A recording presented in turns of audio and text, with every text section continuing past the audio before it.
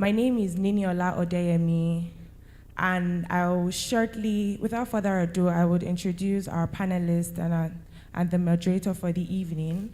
So first of all, we have the moderator, Obinali Okoli.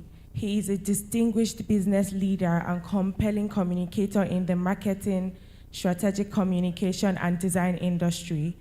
With a master's degree in entrepreneurship and innovation management, he is dedicated to advancing human capital development and driving business growth during design thinking and capacity development programs. Currently, as head communications management and strategy at the Central Bank of Nigeria, Obinali focuses on developing and implementing the bank's overall communication strategy framework, aiming to reinforce its position as the apex regulatory institution in Nigeria's financial ecosystem. He is a member of NIPR, Advertising Regulatory Council of Nigeria, Chartered Institute of Marketing Member Design Council, UK member in UK, member American Design Institute, a fellow of Institute of Management Consultant, and a certified management consultant from the London Graduate School. Please put a round of applause as we welcome Obinali Okoli. Up next, we have Akinlabi Ajelabi. He is a seasoned technical professional with over 15 years of experience spanning power infrastructure, data analytics, and digital innovation, with advanced degree in data analytics and innovation from the University of Warwick, alongside a BSc in Electrical and Electronic Engineering from the University of Lagos. Akinlabi brings a unique blend of technical and analytical expertise to solving Nigeria's energy challenges. Currently a senior consultant at Vista Advisory Partners, Akinlabi specializes in solution architecture and power engineering, focusing on integrating smart grid technologies to enhance energy efficiency, reliability, and resilience.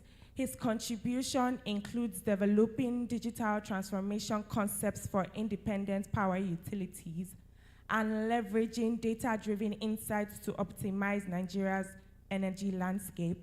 Please put a round of applause as we welcome Akinlabi Ajelabi.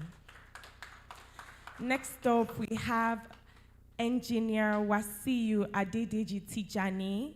He is the General Manager, Technical Services at the Transmission Company of Nigeria, TCN.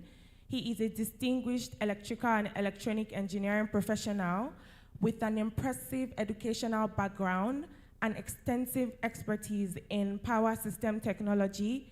He has an MBA in production and operations management from the Lagos State University.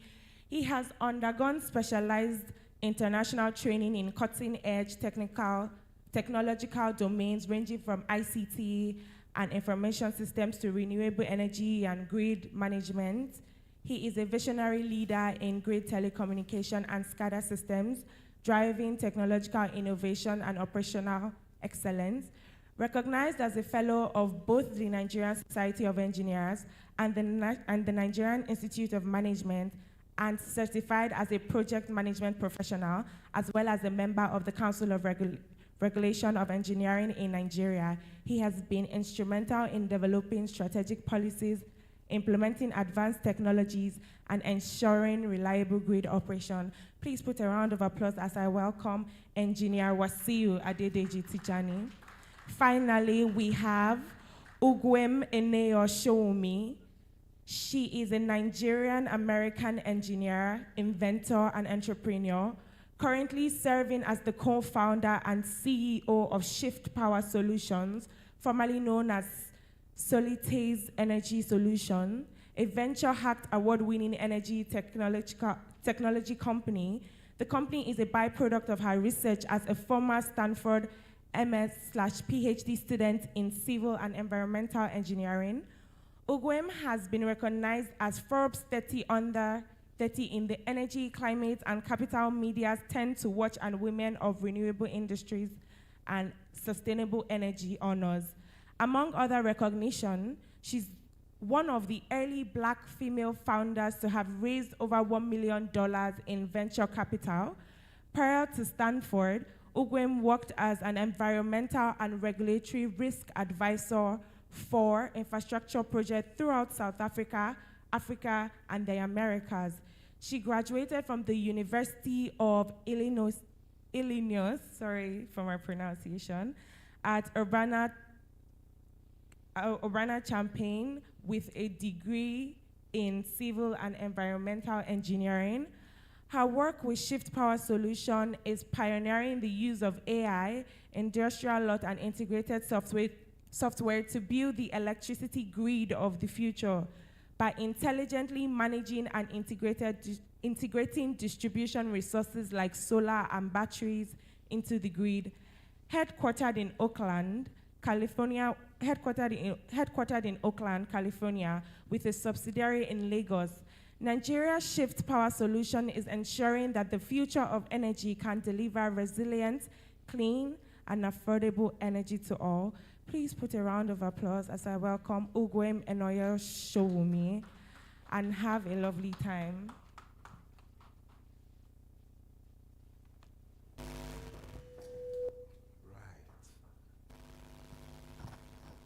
Hello. So welcome. My name is Obi. Nice that you're all here. I feel very, very humbled by all the firepower that we have here on stage. We have government, we have consulting, we have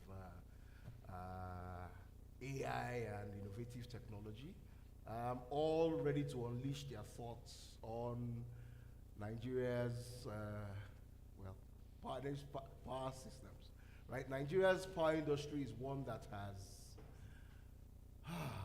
what would I say, underperformed over time, and there's no gainsaying that there is a lot to be desired, and I think that's what this session has been put together for. And so before we delve right into it, I would say it's been an honor. It is an honor to sit in front of such a distinguished panel. And I hope that we are able to harvest a lot of actionable steps that would enable the Nigerian power industry, take a few critical steps forward in this journey to sustainable power for macroeconomic development. And with that, I say welcome to you and welcome to the audience. So this is the 101st Power Energy Dialogue. We'll be having engagements from our panelists here, and also feel free to the audience to take your notes, cock your guns, but wait till I ask you to fire before you fire any of them. They're not lined up for any firing squad, so please be gentle. And to our audience, online, I also say welcome. We'll be taking your questions too, so feel free to put together your thoughts, advice, suggestions, and we'll take them all in as much as we can. I do hope to spend some, say, 1 hour, 45 minutes here, and I hope that at the end of the day we'll be very happy for what it is we've been able to achieve. And so without further ado, I'd ask each panelist to, again, give us some bit of, by way of opening, remarks with regards to an overview of your angle to the discussions today before we delve right into the technical stuff. And I'll start from the only lady on the panel, Ugwem. Ugwem, you're welcome. Thank you for having me. Good evening, everyone. It's fantastic to be here, to be amongst these esteemed panelists, and to be able to discuss what we're collectively doing as well as what Shift is doing as it pertains to digitization of power infrastructure. I'm excited to sit here as the CEO of Shift Power Solutions, but also recently Shift was just acquired by Stemaco, and so I also get to sit here in the capacity as a new director at Stemaco and talk about what Shift and Stemaco together are doing to drive innovation when it comes to power infrastructure. So both Shift Power Solutions and Schemaco are energy technology companies. We specialize in developing IP around AMI, so software to help utilities better manage revenue management, collections, get better visibility into what's happening with their infrastructure. Is everyone hearing me all right? Yes. Okay, all right. You're fine. Better visibility into what's happening with their meters and get the data that can help us better assess where we should be further investing in infrastructure and really trying to drive revenue assurance when it comes to metering technology and solutions.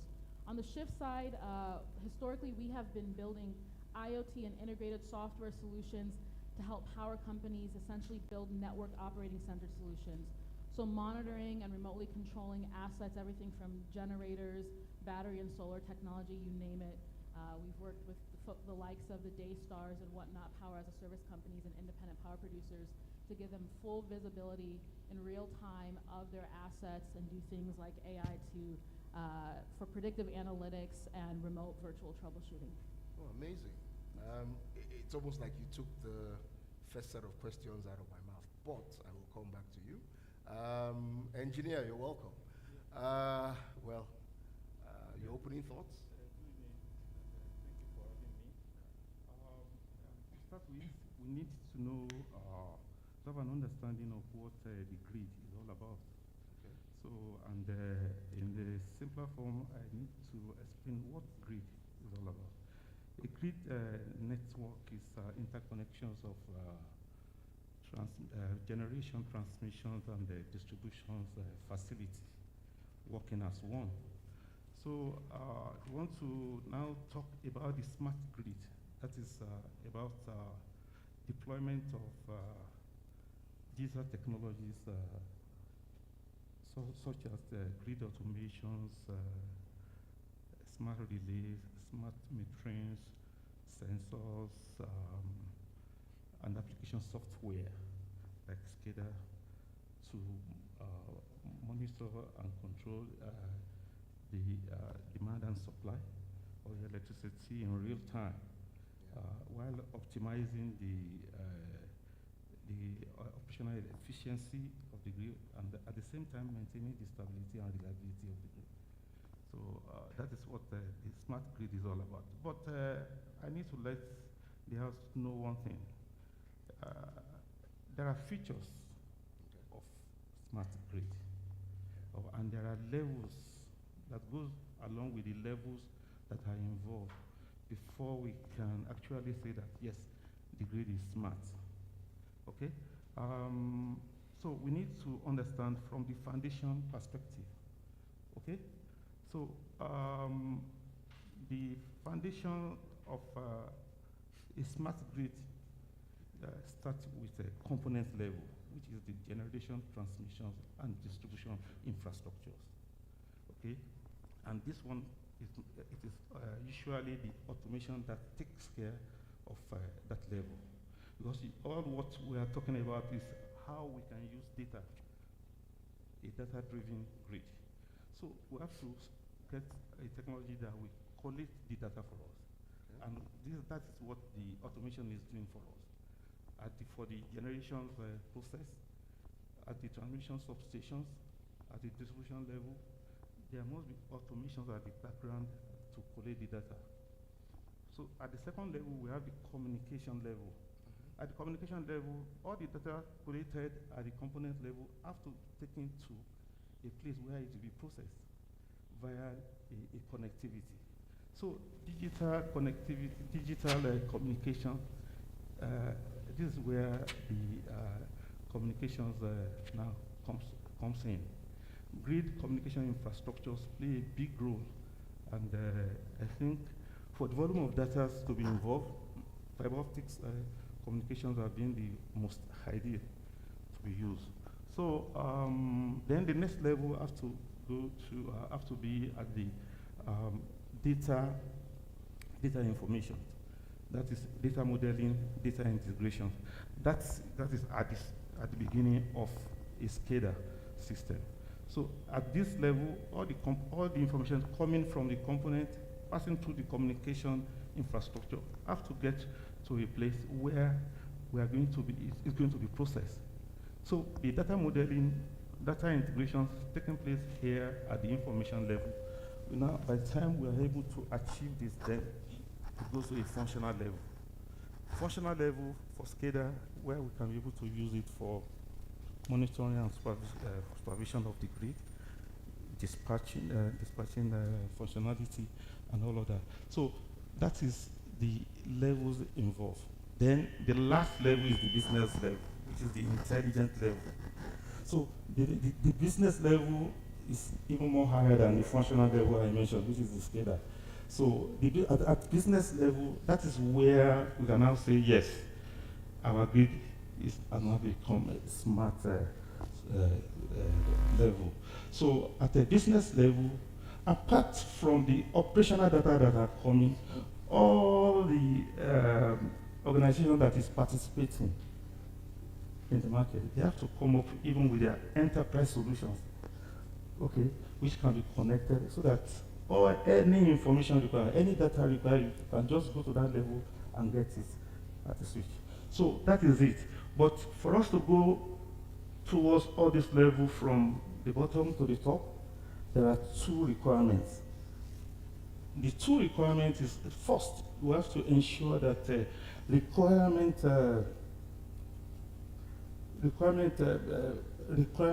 standardizations, okay? Requirement specification standards for interoperability. Because all the data you are collating at the component level has to be able to get to that, the fifth level. How can all the equipment, the communication equipment, your application software, your business intelligence software, how can they work together? Okay, so for the purpose of integration or whatever, so we have to make sure that the specifications requirement is very, very key. It is the foundation, okay, foundation requirement for a smart grid solution. So, and the second one is, and that's most important, is the talent requirements. You have to make sure that whoever or the team that's going to drive your smart grid deployment have the necessary knowledge and skills. They have the end in mind. You are starting from the ground. Where am I going to? Look at the number of, considering the Nigeria electricity market, we have about 32 power stations. Okay? We have about over 200 transmission substations. We have 10 discos, and we have all the eligible customers that all of them are participating. And whatever they are doing, okay, that's what we are using the SCADA for, to optimize the operational efficiency. Whatever they want to see what we are doing and make sure that you comply with the rules of the game and with the grid code. So that talent requirement require, even if at the start of the project, the people that you gather together, you have enough knowledge. There's room to build the capacity, because that is who, in fact, that is the driver of all whatever you want to do. And if you want to be there and get the deliverables, you have to do the right thing. Put the right people there and make sure that the specific requirements standard are complied with. Thank you. Very much. Very exciting opening. It's almost like you again delved into SCADA before, but we'll come back to you on the SCADA systems and how we can deploy them to better enhance, quality of data you get and how to apply that data in terms of planning, implementation of policy and all of those things. So again, thank you very much, engineer. And then down to the consulting side. Akilabi, you're welcome. So by way of opening thoughts about the entire grid, also bearing in mind some of the comments of our first two speakers, what do you have for us? So good evening, everyone. I think I come from a slightly different angle. I play more in the private space with independent power providers. Yes, and as engineer had mentioned, One of the things I do on a day-to-day basis is to kind of help portfolio utilities establish their data architecture, where we're ensuring that the quality of data that we are processing to kind of generate insight, either it is to discover which site that is the best place for us to go and deploy a power solution, or even at the point where we've already built and we're operating the power solution, how do we use the data that we're generating from those operations to kind of optimize our operations, to drive efficiency and to drive reliability of those systems. So again, it's pretty much an offset of what both my colleagues have said. While she's in a position where they are generating the data and building the insight around the data, I'm working within those utilities to kind of establish what are those governance, what are those interoperability standardizations that we have to keep in place, and then the architecture around which that data is being captured and to be used in terms of driving internal operations and even to drive customer sentiments as well. All right, thank you very much. So we have three very convergent angles. They're not exactly divergent because you're all playing within the same, sandbox, as it were. But so delving into specifics, right? So in terms of emerging technologies, so when this is for you, right? So what emerging technology or emerging grid technologies do you think would be critical in terms of what would be the most critical technologies to deploy on this very dare I say, ailing Nigerian power system that would perhaps enable us to leapfrog some of the issues that we're having in order to ensure that we start the discussions, because we've not even started those discussions, to start the discussions to development of proper smart grids that will enable the entire country move forward the way it should, based on all the potential that we have. So smart grid technologies, technologies in the now, and perhaps those to come in the near future. Well, I'm very excited to speak about this because this is exactly what you do. What I do, Yes. and my background both from academia, then into building Shift and joining STEMACO. I mean, I'm going to start with the saying that we're all familiar with, which is, you can't manage what you can't measure.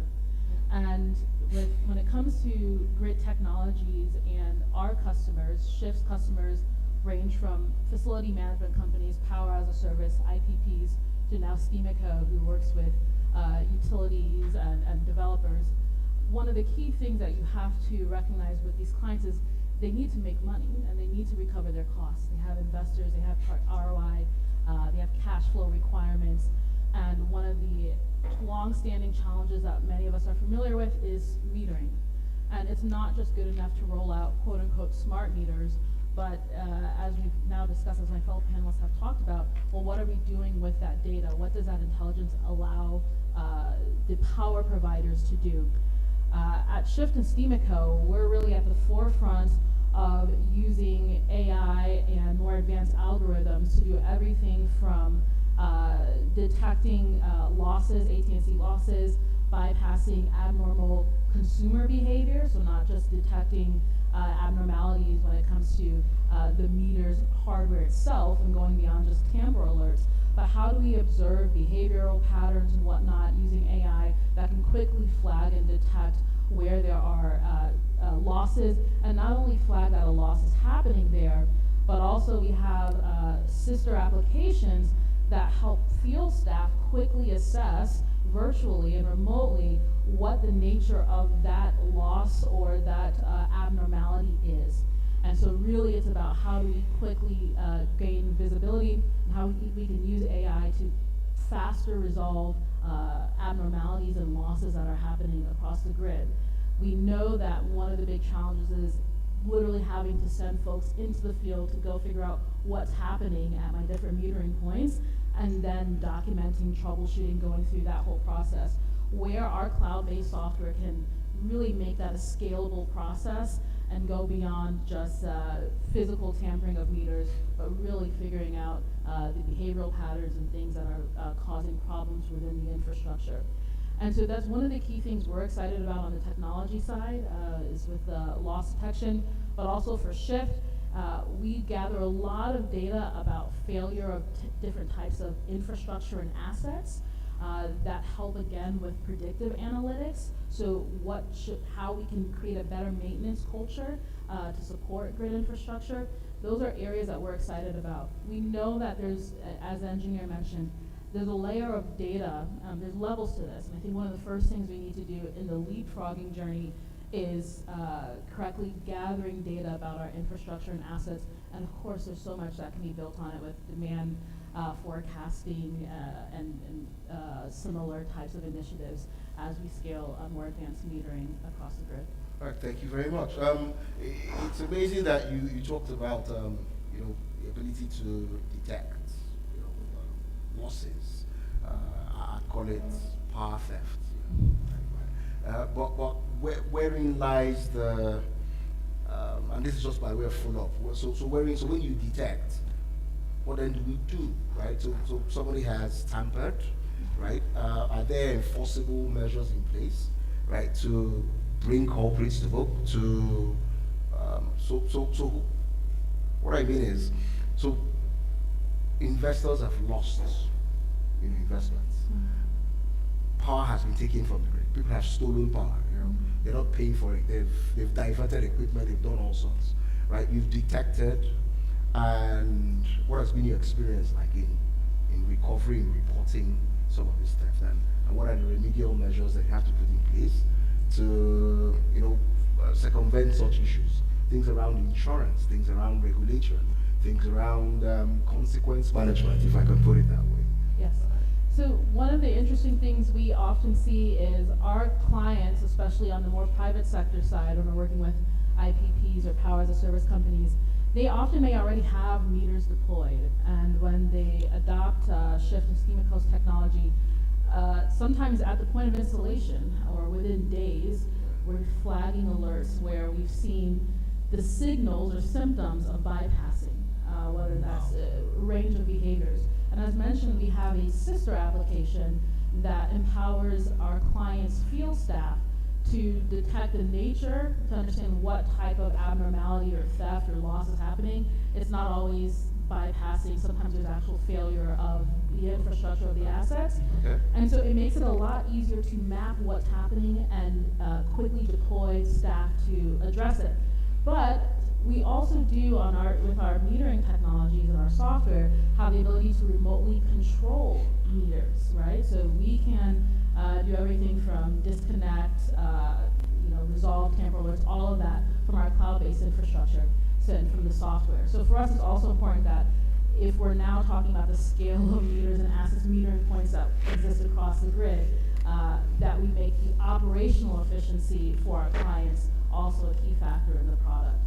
All right, that's amazing, right? Thank you very much. Engineer, Yeah. so just let's pick up from SCADA, as you already touched on it, and we delve a bit more into so what are SCADA systems, and what kind of SCADA systems do you think need to be deployed with regards to some of the things you talked about earlier?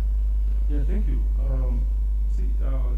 SCADA technology is a scalable technology, and it depends.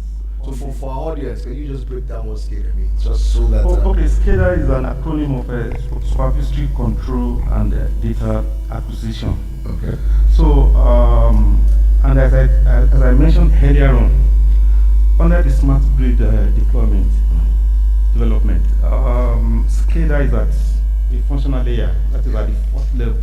Yeah. You can see before you can say, okay, a SCADA can do certain things, you have to meet the requirements from foundation. From the foundation. Yeah. So data collections is the foundations. The equipment that's going to collect the data for you, what can it do for you? Can it detect a fault and isolate it? If you can detect a fault and isolate it, definitely SCADA can see it and alert the operator to take appropriate action. So is there any synergy between SCADA systems and what you had said earlier? Yes. Yeah, so I'm saying, right, so regards to some of the infractions that you detect, Yes. are you able to report and integrate with the systems, let's say TCN already has in place? Yes. Are you? Yeah, no, to Yes, you, to you. You see, what is what really happening is that for smart grid development, SCADA is what I can say one of the most common and one of the complex applications you can use.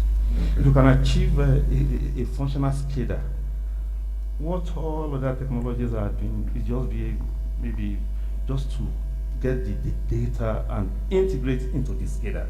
So if you can have a functional automations at the background, we can have a connectivity with digital communications that can convey your information from the component level up to the information level. If you have a functional system, information system that can take the information, process it the way you have already modeled and whatever, and you get your information, definitely SCADA will do that for you. Okay. So SCADA is just like a computer. What you put in there, what you garbage in is what is going to garbage out for you. So you have to, it requires a careful and diligent planning. Okay. Because considering the number of stakeholders involved. For example, let's take the Nigeria into context into play. Now, we have the National Control Center at Oshobo, NCC is at Oshobo, where the main servers are. So all the informations of what take place within the market have to go to Oshobo at real time. Can you imagine the kind of connectivity involved? That's required. Yeah. Required. Yeah. So that requirement alone, you have to carefully and diligently plan for it. It's not something you can just wake up. And as I told you earlier, it requires some talent requirement, people who can do it and get it right. Yeah. And if you are able to meet up and know what you intend, what you want the SCADA to do for you, definitely you can do a lot with it. Because all these data that are coming, apart from for detection or for supervisory or monitoring of the grid, you can get all the data that are coming, which you can use for even for modeling, for data analysis, for forecasting. I think you understand me. So Yeah. it requires a lot of careful planning. All right, thank you very much. Thank you. So I'll come to you. So yours is really a two-pronged question. So one is, again, to take off from where they've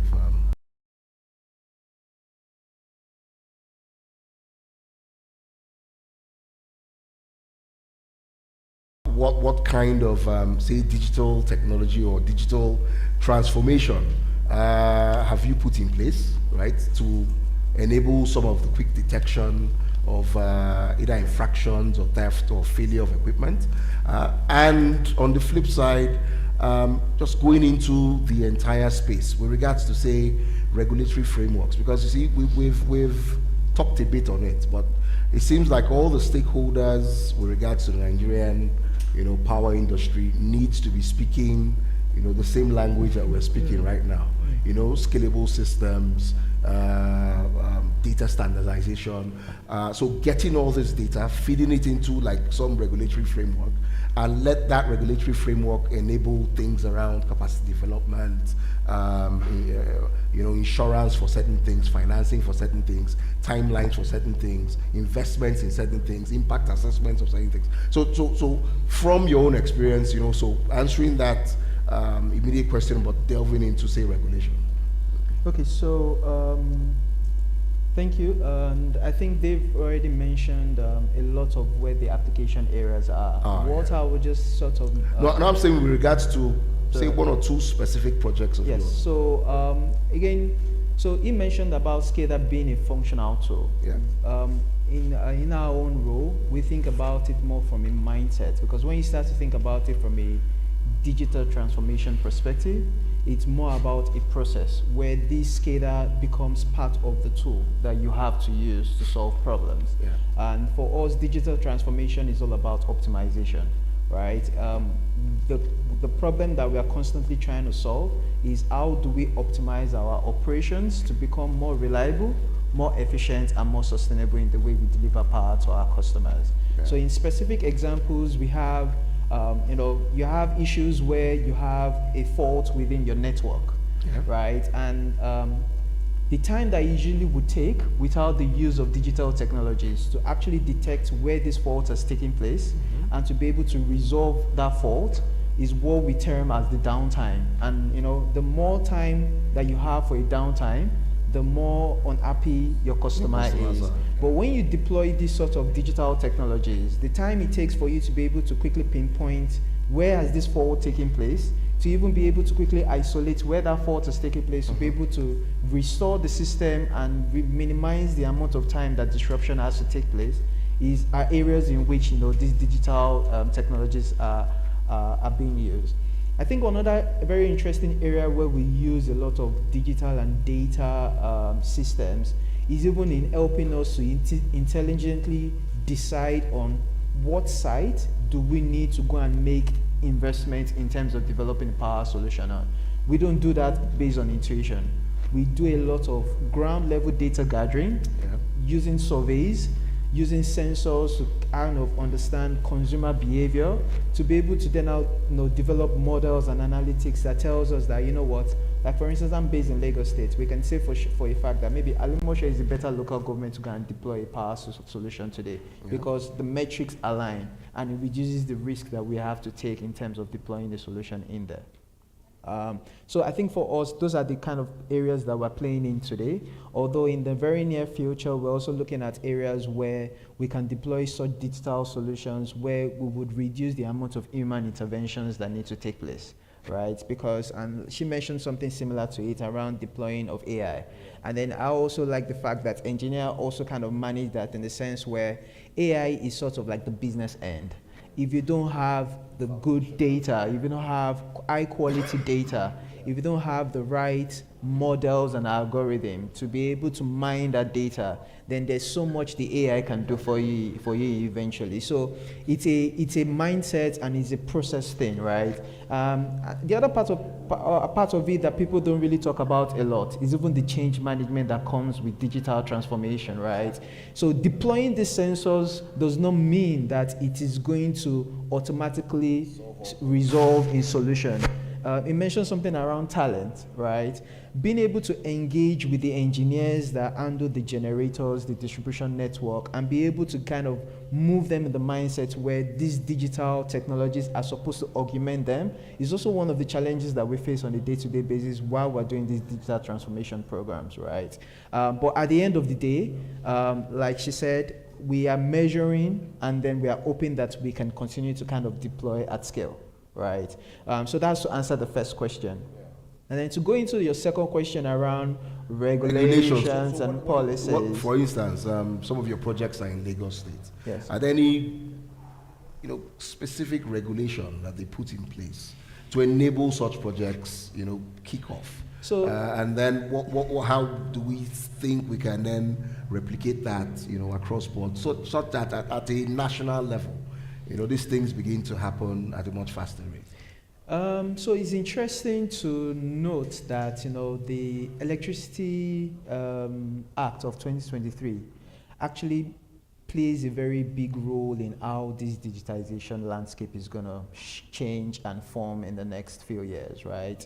I think in that policy or in that act itself, there is a lot of, or there are a number of sections that are specific to some of these things that we're talking about. On one hand, it kind of fosters the idea behind public-private partnership, where the public sector, the TCN, can leverage on technical capabilities from Steamaco and Shift, and from individual and IPP investors like ourselves, to be able to drive that ability to be able to meet demand in terms of energy need.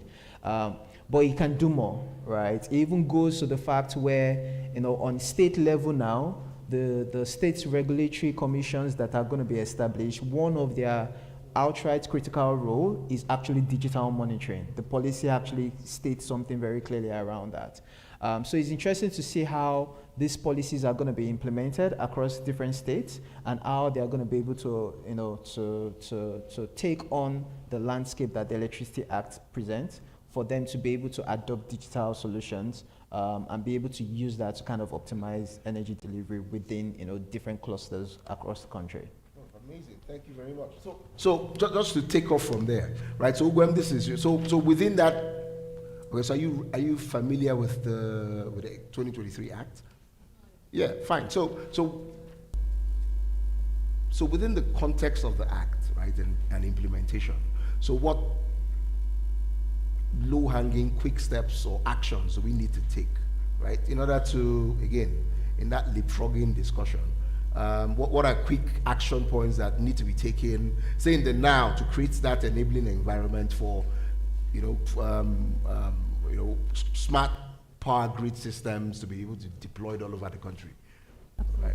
So I will frame that my background has been almost entirely in the private sector. Yeah, that's fine. Which has had. So I'm not asking you to speak to policy. Right. I'm saying in implementing it, right? There's an act. Right. Right. So just small action points, right? If we take 2 steps today, we could yield 2 miles tomorrow, kind of thing. I think the theme that I think is supporting this transition and digital transformation overall is the decentralization, the trend of decentralization when it comes to power infrastructure. Yeah. And it makes it easier to target subsets of areas where you can deploy and test and pilot technologies like what Shift and Schema do and build without having to kind of deploy these things at a large scale outright. So we're already leaning into working with the IPPs who are leaning into like the franchising models and whatnot, and I think those smaller steps that allow us to, again, deploy and test technologies at a smaller scale in the grid without having to kind of outright launch larger initiatives will make this movement towards digitization, kind of serves as a catalyst for this movement towards digitization. Amazing.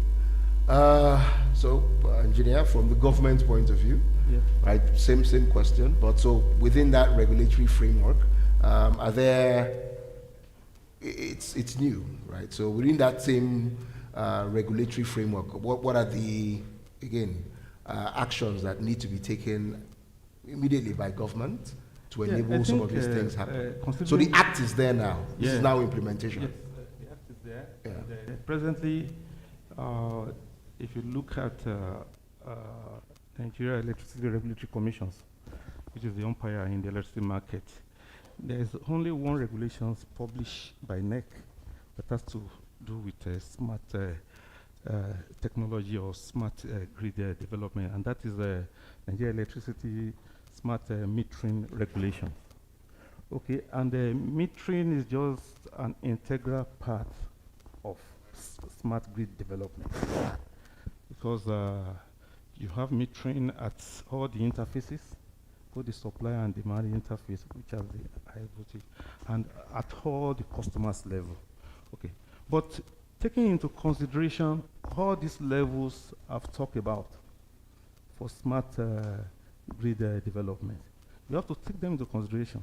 Because so if this regulation can be changed into Nigeria Electricity Smart Grid development, okay, that one will go regulations. That one will go a long way to now encompasses all other features that make up smart grid development. It will take care, one section will take care of all the automations required at the component level. Another one will take care of the communication infrastructures, okay, the connectivity and all the protocols and the cybersecurity involved, the firewall required for the data. Okay, then the next level will take care of your information modeling, information integrations, that is data integration, data modeling. Okay, then at the functional level, the SCADA itself. Okay, So how all these can be able to speak or work with each other, right from the component level up to the business level, there must be a synergy for them to work together. That is it. Because now everybody is just bringing in anything into the country, operating it without any standardized requirement. So, and it will be difficult to achieve this. So that's why I was talking about the talent requirement. The driver that will drive that machine, he has to know how it's going to work. So it's very, very important if we can have a regulations, okay, that can take care of all the levels of smart grid development, then by that time, then we are good to go. Because that means that one will be a guide for all the participants to know that before I can do this, I have to meet up with this standardized requirement. Thank you. So that brings me to the, so like you own, I work with the central bank. Yeah. So that brings me to the, would I call it the elephant in the room? But many times when we have power conversations, the first thing that usually comes up is the level of investment that needs to go into it. I'm not sure money is the most critical thing. It is important, right? But I'm so happy that the discussion so far has gone around things around regulation, things around the kind of smart technology, things around SCADA, need for data, right? So, but money is important. So in terms of, say, financing, the central bank before now had, let's just say that the system as it is now, as it were now, is has been midwifed by the central bank till some of the act was passed last year, where you're now beginning to see an increment in IPP projects as well as smart investors in that space. However, beyond what government has been able to do, what kind of innovative financing models or financing strategies need to be in place such that the Nigerian financial system begins to see investments, or let's say investors begin to see the Nigerian financial market as a viable market to put in their investments, and so perhaps reap some bountiful harvest that would be beneficial for the man on the street, the woman in the market, the business owner, the conglomerate, as well as the Nigerian financial system. And so that goes for everybody. But let's start from engineer, so that from the government point of view, right? What kind of investment does TCN need, or will TCN start to look at to be able to make the upgrades that you're talking about in terms of investment in capacity development and all the other things? Thank you so much. Considering the size of the market. TCN in the market, Yeah. Considering about more than close to 300 substations. Yeah. Okay? For you to get data from all these substations, put it on a communication network, okay? Structure the data and make sure that the data gets to, so it requires a lot of investment. Yes. Okay? So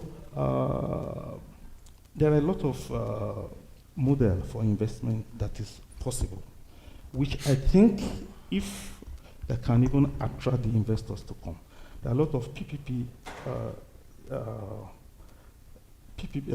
public-private partnership agreement that can come in, where it will be structured in such a way that the investor will come and they will structure how the investor is going to get their money back on design, build, operate, and transfer.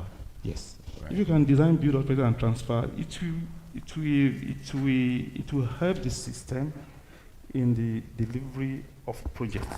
Yeah. Because most of the risks involved have been taken by the investors, it will be mindful of this investment, so as to be able to deliver on time. So design, build, operate, and transfer will go a long way to help. Okay. The transmission company of Nigeria to invest more on the digitalization of some of these substations. Okay, and one area that is even more important is in the area of the digital communication. For example, we have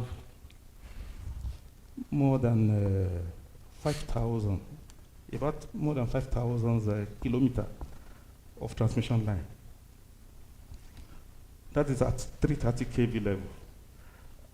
Okay, at 132 kV level, we have close to 5,000. Okay, now, how do you want to invest on this in the deployment of OPGW and all these associated terminal equipment? It requires a lot of investment. So it is a government, although we are getting a lot of financing from interventions from World Bank, JICA, what it is not adequate to meet up with the level of what is required. What is required Yes, is very, very enormous. I totally And the management understand. is doing its best to make sure that, well, at least we get out of it. So all what is required now is we need the leadership commitment, even from the government. The commitment that, yes, we want the grid to be more resilient, we want it to be stable, whatever. We need to invest on smart grid, digital transformation. Amazing. We need to do, we need to, at least on a yearly basis, there should be a sizable amount of fund required. So by so doing, then you can, whatever plan you put in place, you can roll it year in, year out. So that is it. Thank you. Akilabi, what are your thoughts on this? He's talked about financing from government, PPP, which you alluded to earlier. But in your thoughts, what are other options that we could explore? Because as we need to have a multi-layered investment approach, if you get my point, such that we're able to, the financial system is robust enough or resilient enough to, again, support the power systems. I think for me, I would, there are two areas I think, we could explore. We could explore. I think the first one is around the thinking around asset financing. Right. Okay. I think an intervention from like the CBN that allows your traditional banks to be able to establish special purpose instruments for smart grid technologies, right? Where you can consider a meter as an asset, where the bank can provide a loan for, and then be able to bake in some form of recollection process that extends a long-term period where energy as a service model can be used to kind of recoup that. Yeah. And even looking beyond just even the smart meters, like the engineer said, you have your remote monitoring unit, right? Who are also a key component of the smart grid technologies. Do we have asset financing for this kind of smart grid technology assets, right? Being able to establish, those sort of like instruments, right? The CBN can go a long way to kind of like incentivize the traditional banks to provide such instruments available for this. And I think the other area again is also alluding to what engineer said earlier on as regarding talent, right? I've been very fascinated at how the fintech industry had grown in the last 10 years.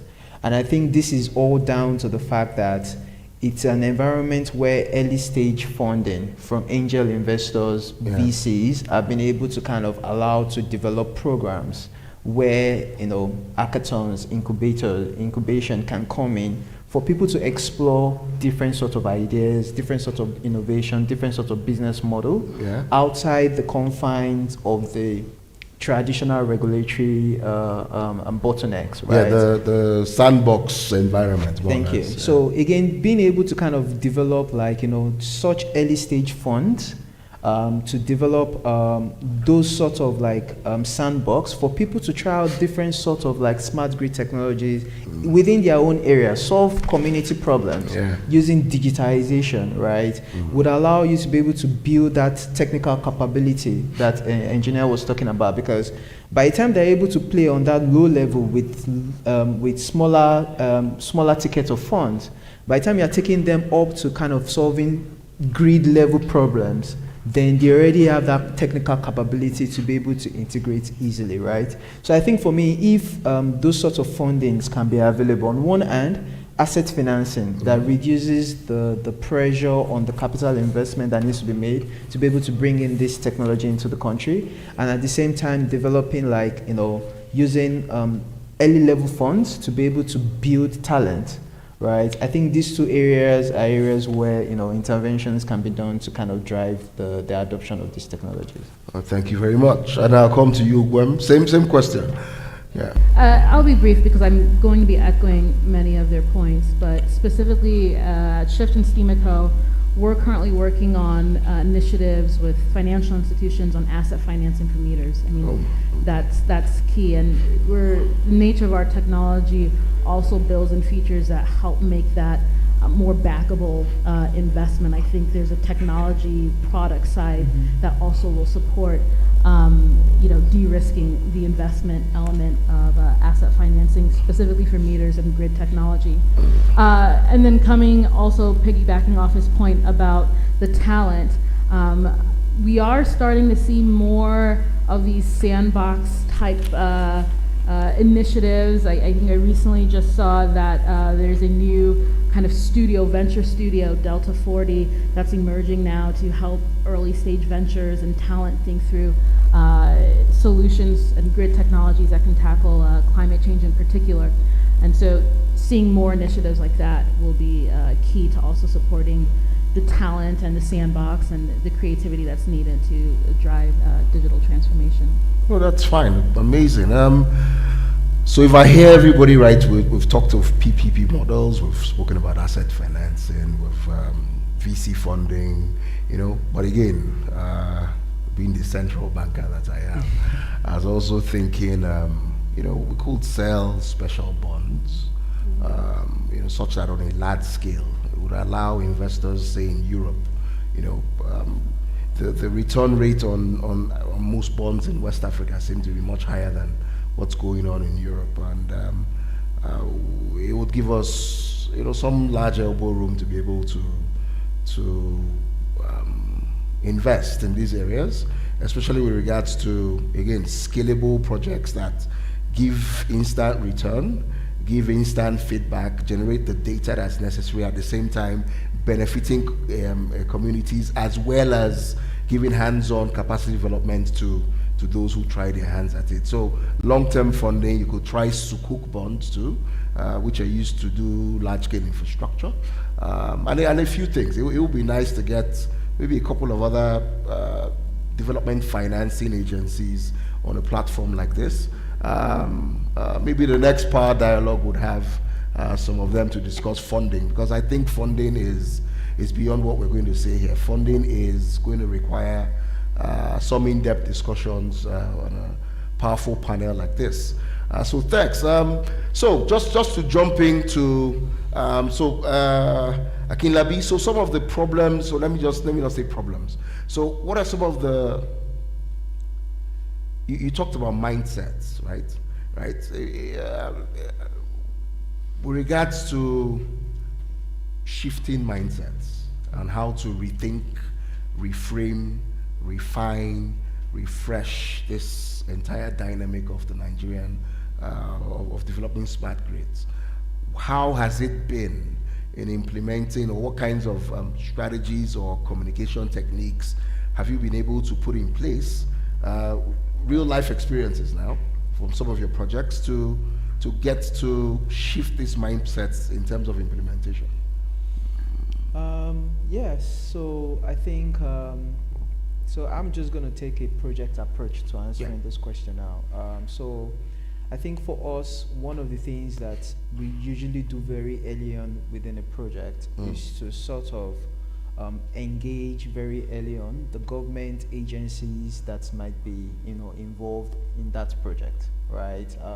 We do very early on stakeholder engagement all the way down to ward level, right? If we have to go into like a community to collect data, we would talk to the traditional rulers, we'll talk to the LGA chairman, and even see how we can get some part of some youth within that community to even participate during the data collection, as the case may be, right? So again, it's using different strategies, right?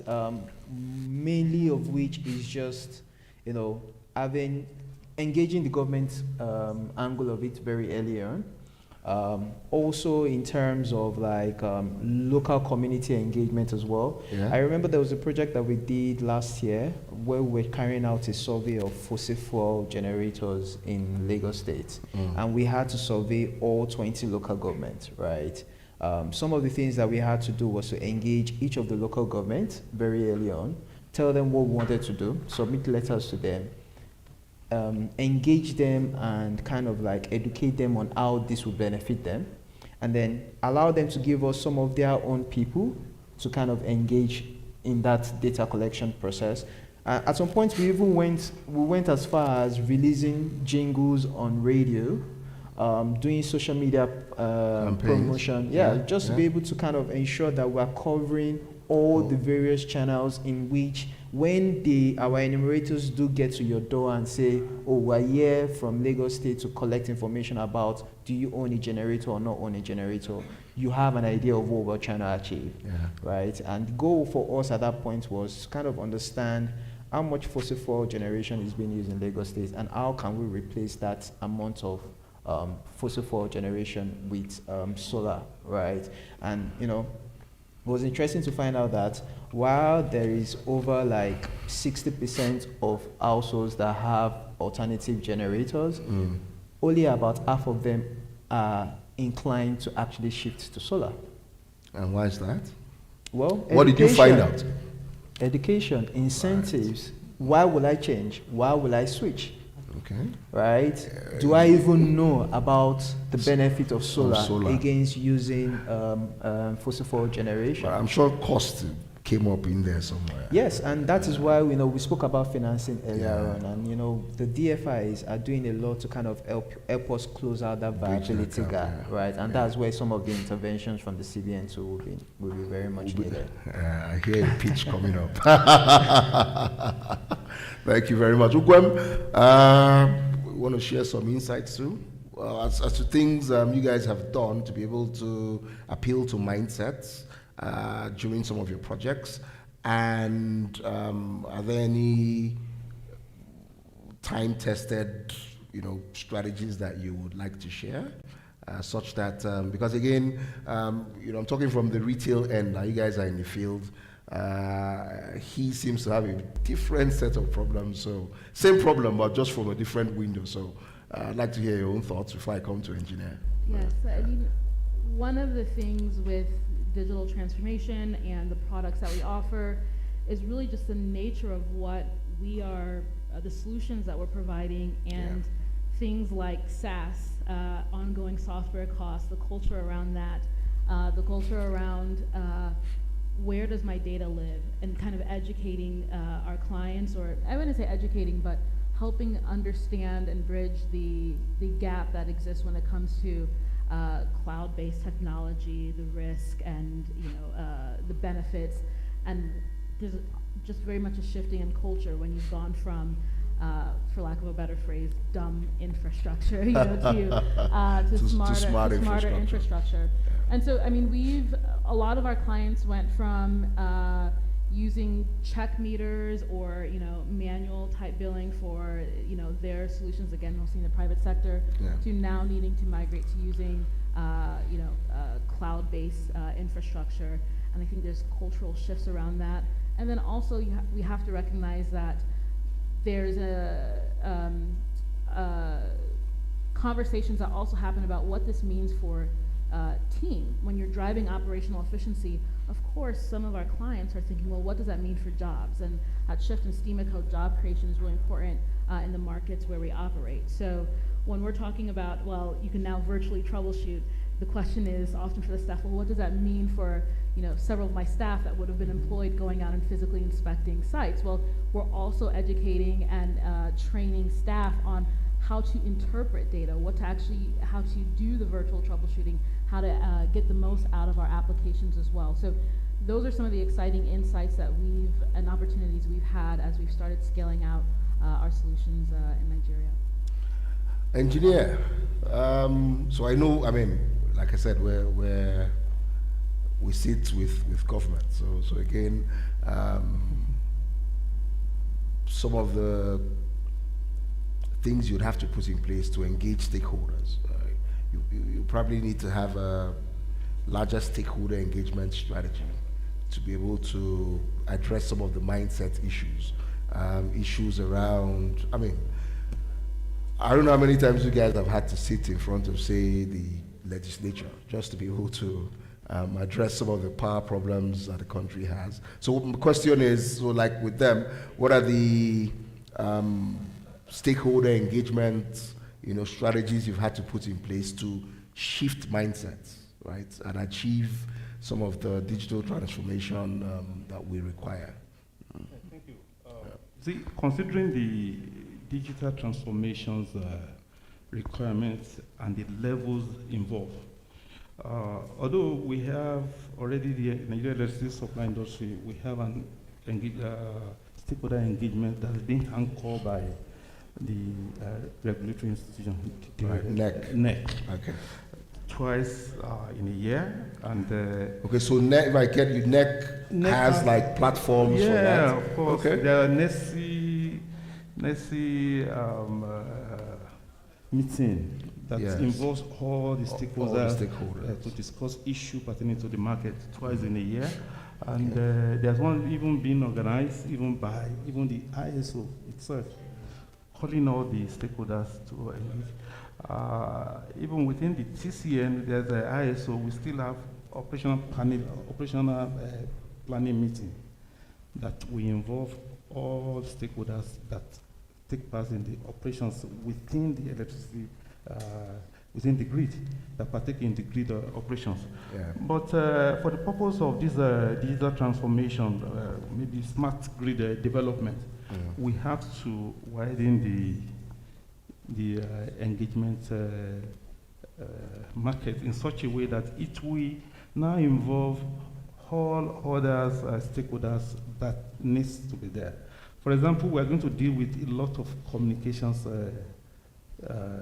digital technologies. Yeah. So definitely, if we can engage an institution like NCC, in our stakeholder engagement and the Ministry of Communication and Digital Economy, yes, we have to do that. We have to expand our engagement. We have to engage an institution like NITDA, because we are going to do a lot on data. So, and smart grid is about data-driven grid. So, when we are dealing with data, we have to engage NITDA, where even for the purpose of make sure that we are getting the right material. So an organization like the Standard Organization of Nigeria needs to be engaged also, so that we can be able to make sure that all the materials that are being deployed for digital transformation is of good material. So all this, by the time we identify all these stakeholders, so we can now come up with the stakeholders mapping. Okay. Come up with the communication framework for an engagement plan. Yeah. Then develop the communication channels. Okay. It can be multiple channels or whatever. So from there, we'll be able to now have a regular, at the interval when we're going to meet, and where all these information need to disseminate to all the stakeholders involved. So I look forward to the next session. The one that NEC organizes every 6 months. The second one for this was just it took place about 2 weeks ago. 2 weeks ago in Lagos. Okay, that's fine. So I'm hoping to see if some of the suggestions that you have enumerated will be implemented at that time.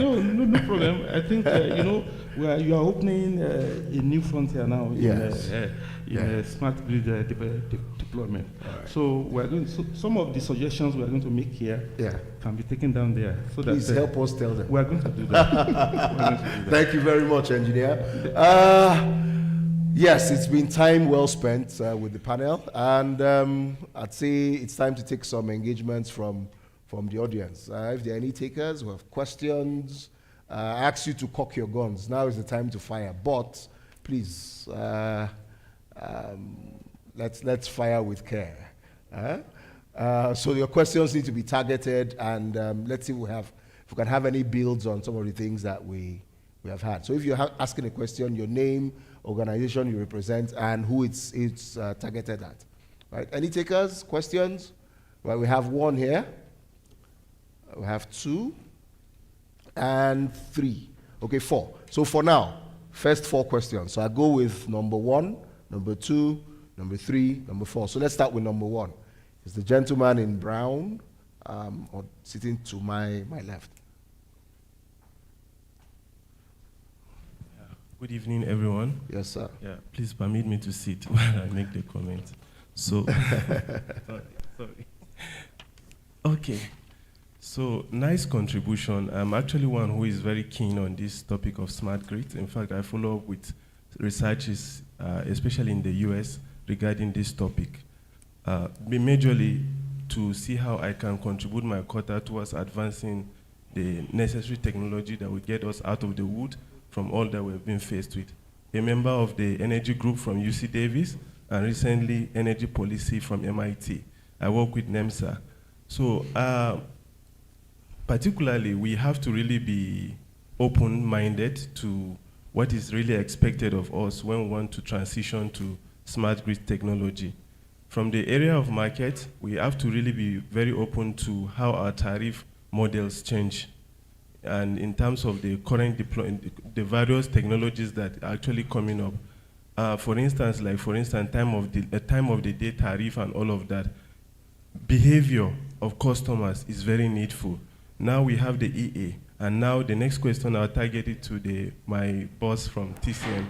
So with this EA now, I don't know how TCN is actually preparing for such transition and its objective towards the smart grids.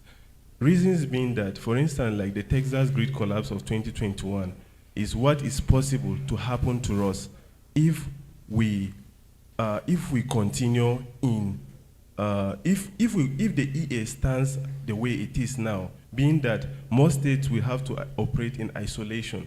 So when in instances whereby there's actually like maybe shortage of resources to be able to power their plants, and then they live in isolation, they go on power cuts. How is TCN actually working to be able to address interoperability of these various states, and as well as interoperability of its transmission grid as regards to the Electricity Act? Thank you. Maybe we should take all the questions just so that at one go. All right, so you can take it down. Let's get the next question so that, when we're responding, and then after that we can take the next wave of questions. And perhaps, I'm sure there are people online who are, all right, it's okay. So we'll come to them. Yes, please. Thank you very much. My name is Engineer Omar Modibo. I work in the power sector. My gun is aimed at CBN. CBN is not a panelist now. Yeah, but you are sitting on the high table. I'm the one asking the questions. Sorry, I just need. Okay, let's hear. That's okay. Majorly, my question is about the funding. Okay. What I understand is CBN gave loan to some of the Gencos, Discos, TCN on some SLA projects. Yeah. There was a time, I think last year, that we visited some of the projects for monitoring. What I discussed with the CBN staff then was TCN and the Discos have started the repayment of the loans before finishing the projects. So I told them that they need to look into the peculiarity of the power sector, because that's what is making it so challenging for any funding agency to give loan to any of the licensees, because you have to give them maybe a moratorium of maybe 5 years to finish the project, start benefiting from it, generating revenue before start making repayments. I think maybe you need to look into that. I don't know. Let me finish. My next question goes to Power Shift or Steamaco. I don't know, how do you key in into the presidential metering initiative? Because I don't know, I just need to know, are you trying to enlighten them to, when we are moving into the smarter grid, by now we are supposed to stop bringing this kind of meters based on this, our system. I don't know whether you are in the system or in the loop of how they transact, or what type of meters are we bringing in now, because we need to be thinking ahead so that we can start bringing the smart meters, because without smart meters, we can't move to smart grid. Because basically, the way the sector is, we are moving in negative. If you see how much the discos are generating and how much they consume in terms of energy, you see that no business will be sustainable in that kind of environment. So I don't know, that's my 2 questions. Thank you. Thank you. Number 3. No more questions for CBN. Don't worry, I'm just messing. Good evening, everyone. Good My evening. name is Peter Tese, Engineer Peter Tese as well. I come from TCN, and Right. yeah, I really want to appreciate the panelists. It was a very interesting session for me, and I'm so glad to have been here. Yeah. So my question is actually directed to Uguem. Yeah. So having worked at the National Control Center, I have seen that grid stability is the responsibility of both the generation, the transmission, and the distribution. It is actually no single entity's responsibility. So you talk about the deployment of your technology. It was actually specific from, if I understood you, at the distribution level. But I understand that data collection within the distribution level is actually a daunting task. So I would like to understand, if you have the opportunity to go ahead with your implementation now, how quickly do you think this will be achievable? Thank you.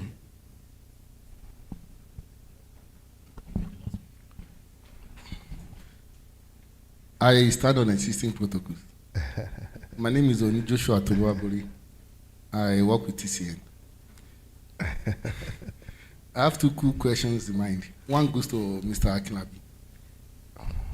How do we create that level of reasonable commitment or trust in our stakeholders, especially the end users, like the customers? Of recent, the 2 discos in Lagos, Eko and Ikeja, said those meters are not upgradable. I think especially Ikeja. Next said no, those meters are upgradable. It became a kind of a conflict between NEC and Ikeja. My family is in Lagos, so I know what I'm talking about. Some of us have even committed some funding into getting new meters to Ikeja. So at the end, some of us lost some vital amount of money. So my own question is, how do we create a level of confidence in our customers in such a way that we can stop this conflict between discos and NEC? Then the second one is to our dear CBN. In practicing this market solution of 18, is there any policy or any plan for CBN to intervene financially in low-level practitioners, maybe low-level off-takers, how you can support them to make them to grow, things like that? I'm interested. Thank you. Thank you very much. What? Oh, there's one more at the back. Do we want to take that one before we fire? All right, let's just take.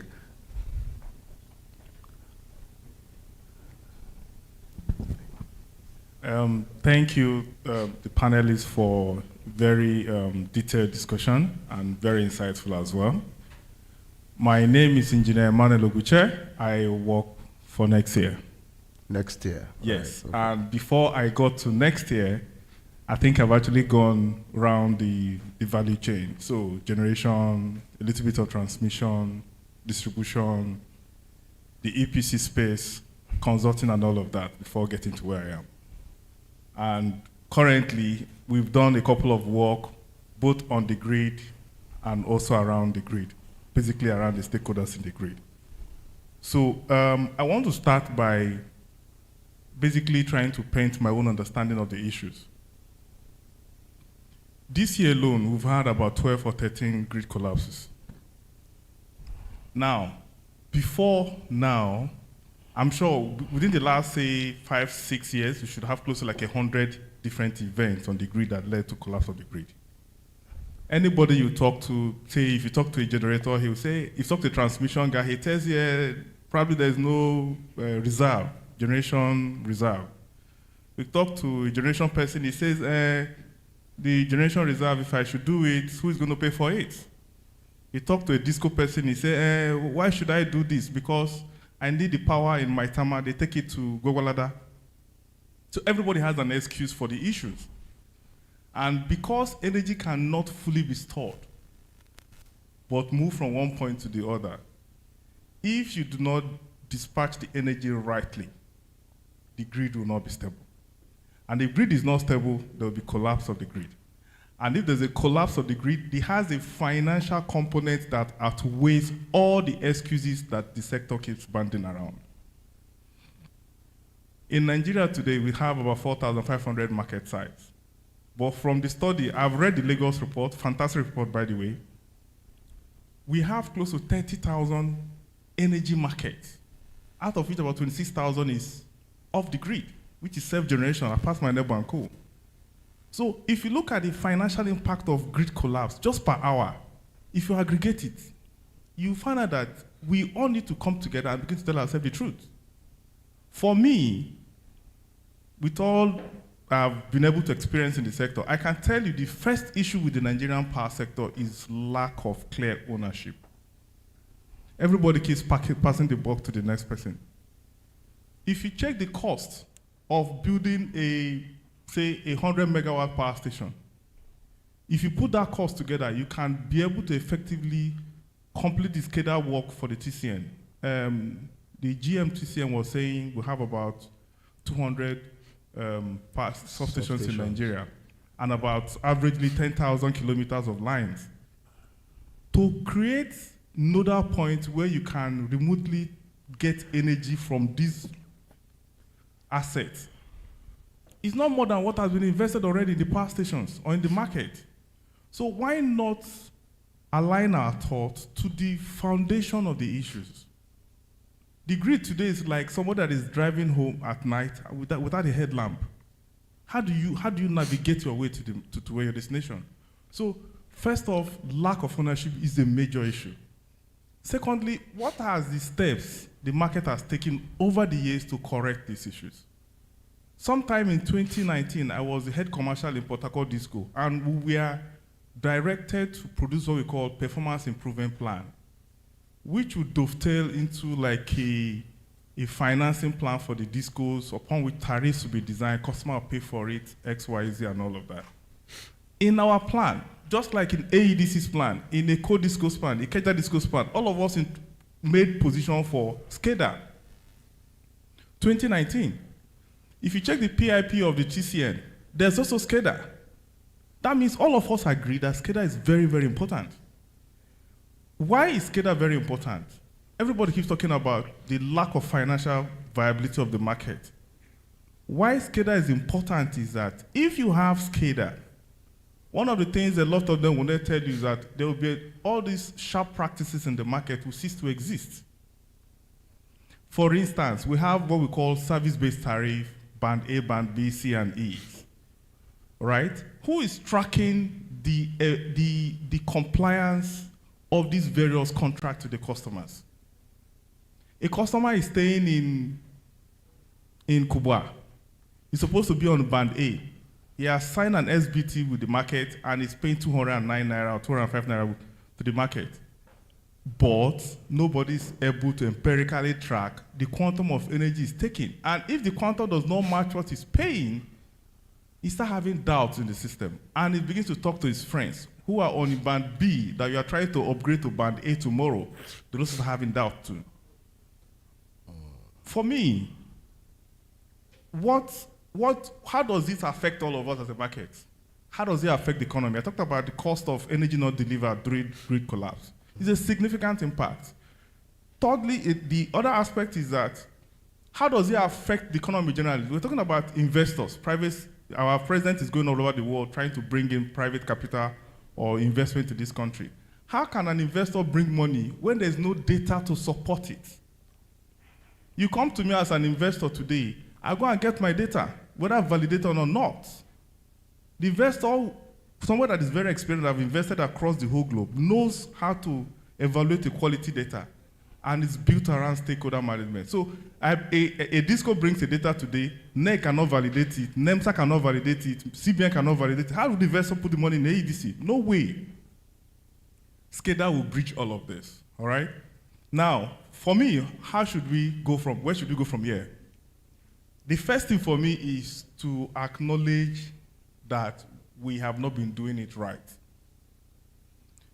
Everybody must acknowledge, and particularly for me, the people leading the market. Somebody said the DISCOs are playing sharp practices.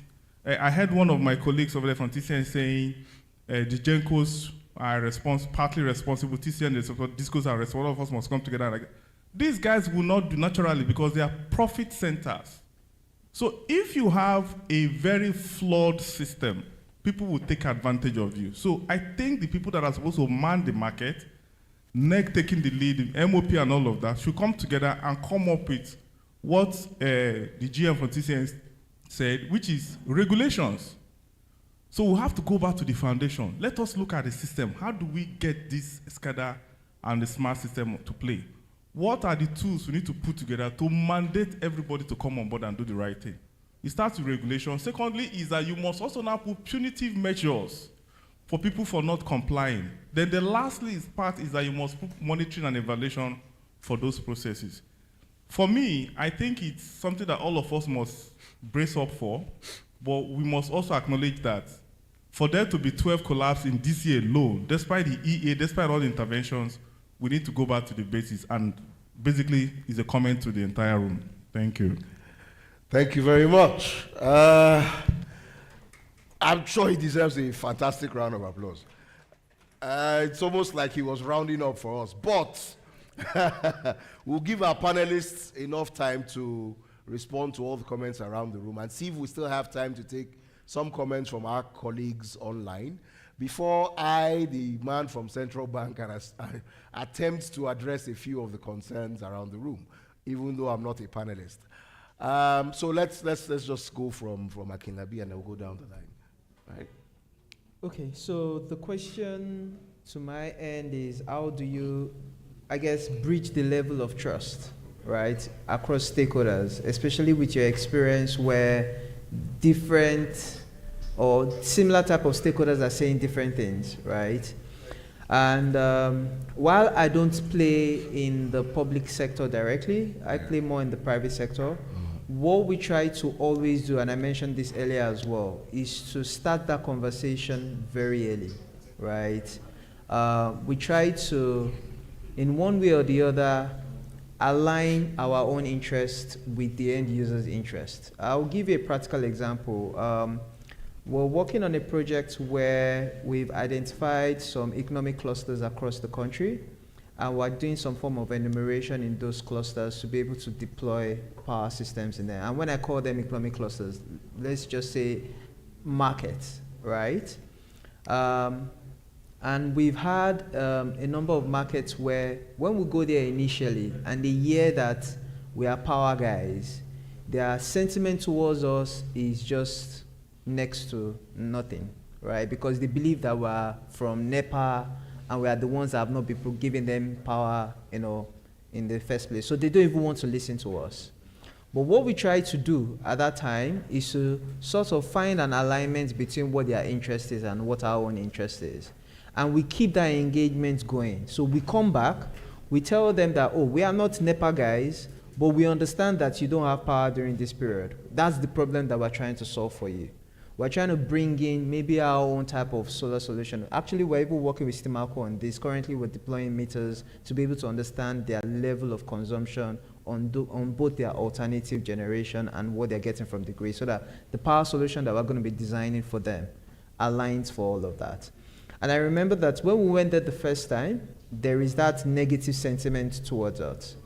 But by the time we are going there the third and the fourth time, and they are listening to the same thing, and they are seeing you carrying out those positive actions, even we might not be necessarily bringing the power in at that point in time, but the engagement is about educating and enlightening them about what it is that they can do better to be able to manage the small resource that they have. And there's potential for them to be able to even get more if they are able to align with us.